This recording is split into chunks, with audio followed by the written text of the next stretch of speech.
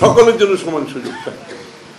আমি আর দীর্ঘায়িত করব না, এবং সবশেষে যেটা বলবো, বাংলাদেশে এই মুহূর্তে দরকার একটি নির্বাচিত সরকার। এবং এই কথাগুলো যে আমি বলেছি, এগুলোর বাস্তবায়ন সম্ভব একমাত্র একটা নির্বাচিত সরকার, যার পেছনে জনসমর্থন থাকে। জনসমর্থন ছাড়া এই কাজগুলো কিছু করা যাবে না। আর নির্বাচিত সরকার না হলে দেশি বিদেশি বিনিয়োগ কেউ করবে না। সকলে সবকিছু তাদের সিদ্ধান্ত স্থগিত রেখেছে নির্বাচনের অপেক্ষায়। এখানে বিদেশ থেকে যারা আসে আমাদেরকে জিজ্ঞেস করে, ওয়েন ইজ ইউর ইলেকশন, আপনার নির্বাচনটা কবে বলেন। সব কথা শোনার পরে বলে যে আপনার নির্বাচনটা কবে বলেন। কারণ তারা তো ইন্টেরিয়াম অন্তর্বর্তীকালীন সরকারের সাথে এত বড় একটা কমিটমেন্টে কেউ যাবে না। তাদের স্বল্প মধ্য দীর্ঘমেয়াদী পরিকল্পনার মাধ্যমে বিনিয়োগ হয়। এটা তো কোনো অন্তর্বর্তী সরকারের কাজ না। সুতরাং সবাই বসে আছে হাত তুলে, সবাই অপেক্ষা করছে আপনার নির্বাচনের জন্য। এক একটা দিন আমরা নষ্ট করছি অনির্বাচিত সরকারের অনুপস্থিতিতে। এক এক দিন আমরা পিছিয়ে যাচ্ছি, রাজনৈতিকভাবে পিছিয়ে যাচ্ছি, অর্থনৈতিকভাবে পিছিয়ে যাচ্ছি, সামাজিকভাবে পিছিয়ে যাচ্ছি, পদে পদে আমরা পিছিয়ে যাচ্ছি। এক একটা দিন আমাদের নিম্ন গতির দিকে আমরা যাচ্ছি। এই জন্য আজকে আপনাদেরকেও সবাইকে শক্তিশালীভাবে বলতে হবে, আমরা নির্বাচিত সরকার চাই যারা জনগণের কাছে জবাবদিহি, যারা জনগণের কাছে দায়বদ্ধ। এর বাইরে অন্য কোনো সরকারের কোনো দায়বদ্ধতা নেই, কোনো জবাবদিহিতা নেই। এবং সরকার এখানে, জনগণ এখানে, মাঝখানে যে সেতু, সেই সেতু বন্ধন হচ্ছে নির্বাচিত প্রতিনিধিরা। তারা আজকে নাই, যেই কারণে কেউ কাজ করছে না। পুলিশ কাজ করছে না, সরকারি কর্মকর্তারা কাজ করছে না, কোনো জায়গায় কোনো সিদ্ধান্ত দেওয়া হচ্ছে না, হবে না।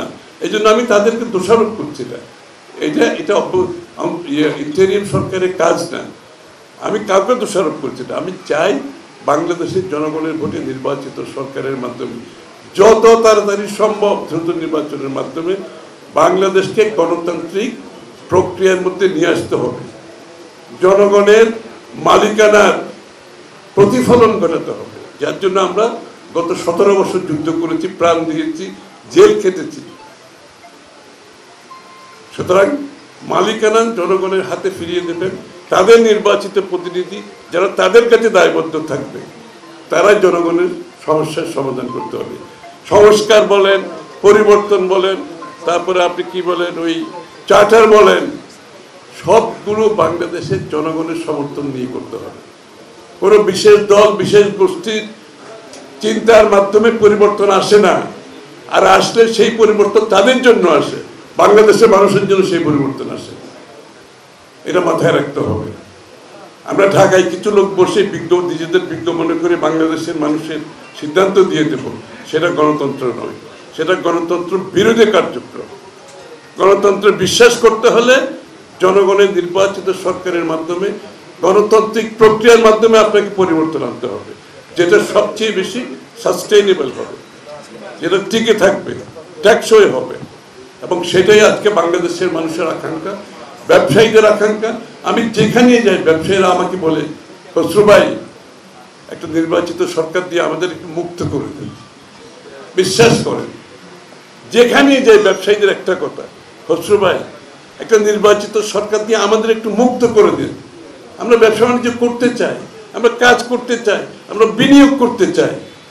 আল্লাহর ওয়াস্তে একটা নির্বাচন দিয়ে আমাদেরকে একটা সরকার দেন যাদের সাথে আমরা কাজ করতে চাই, নির্বাচিত সরকারের সাথে। সবাইকে ধন্যবাদ। তা আমি অনুরোধ করব, আমাদের মন মানসিকতার পরিবর্তন করতে, একটা উন্মুক্ত অর্থনীতি আমরা করে দিতে যাচ্ছি, যেখানে ব্যুরোক্রেসির প্রভাব থাকবে না, যেখানে আপনারা স্বচ্ছতার সাথে কাজ করবেন, যেখানে কোনো জায়গায় আপনাদের সমস্যা না হয়। কিন্তু শেয়ার বাজার লুটপাট, ব্যাংক লুটপাট, এগুলো হওয়ার বিএনপির সময় হয়েছিল, আপনি দেখেছেন। বিএনপির সময় কোনদিন শেয়ার বাজার লুটপাট হয়েছে? ব্যাংক লুটপাট হয়েছে? কেন হয় না? আমরা এগুলোকে দলীয়করণ করি না, আমরা দলীয় লোক সেখানে বসাই নেই। তো গত 15-17 বছর কেন হয়েছে এগুলো? এই জন্য আগামী দিনে আমরা বিগত দিনে যা কিছু তার চেয়ে এখন আরো স্বচ্ছ হবে, আরো এফিসিয়েন্ট হবে, আরো প্রফেশনাল হবে। এই জন্য ব্যবসায়ীদের প্রস্তুত থাকতে হবে। আপনাদের লিডারশিপ, সরকার তো আপনাদের সাথে কাজ করতে হবে, তাই না? ব্যবসায়ী লিডারশিপের সাথে কাজ করতে হবে না? তা আপনারা যারা নেতৃত্বে আছেন, আপনাদের লিডারশিপের যদি কোয়ালিটি ইমপ্রুভ না হয়, আপনাদের সংস্থা যদি কোয়ালিটি ইমপ্রুভ না হয়, তাহলে সরকার কিভাবে কাজ করবে? সুতরাং আপনাদের ক্যাপাসিটি বিল্ড করতে হবে, তৈরি হতে হবে। আমি অনুরোধ করব, তাহলে আমরা কিন্তু স্বচ্ছন্দে ব্যবসায়ীদের সাথে, বিএনপি হচ্ছে একটা ব্যবসায়ী বান্ধব পার্টি, সেটা তো আপনারা জানেন, আমার তো বলার দরকার নেই। এই দেশের মুক্ত বাজার অর্থনীতি থেকে শুরু করে যত লিবারালাইজেশন হয়েছে সবগুলো বিএনপির কারণে হয়েছে। এবং আগামী দিনে আমরা এই দেশটাকে সম্পূর্ণ ডিরেগুলেটেড করতে চাই। এই দেশটা অসম্ভব ওভার রেগুলেটেড একটা দেশ হয়ে গেছে। এই ওভার রেগুলেশনের বেনিফিট যায় কাদের কাছে জানেন? যারা দুর্নীতিবাজ ব্যবসায়ী তাদের কাছে যায়, সাধারণ ব্যবসায়ীরা এই বেনিফিট পায় না। আপনি যখন ওপেন করে দেবেন সকলের জন্য সমান সুযোগ, আপনি যখন ক্লোজ করবেন দুর্নীতিবাজরা ঢুকে পড়বে, কারণ আপনি তো ঢুকতে পারছেন না। সে দুর্নীতির মাধ্যমে তার ব্যবসা বাণিজ্য যেভাবে বিগত দিনে হয়েছে, কতগুলো অলিগার্ক সৃষ্টি হয়েছে, যারা সে টাকা বিদেশে পাচার করেছে, লুটপাট, শেয়ার বাজার লুট, ব্যাংক লুট, মেগা প্রজেক্ট লুট, সব লুট। এটা বন্ধ করতে হলে আপনি যখন ওপেন করে দেবেন স্বচ্ছতার মাধ্যমে, এখানে লুট করার কোনো সুযোগ থাকবে না।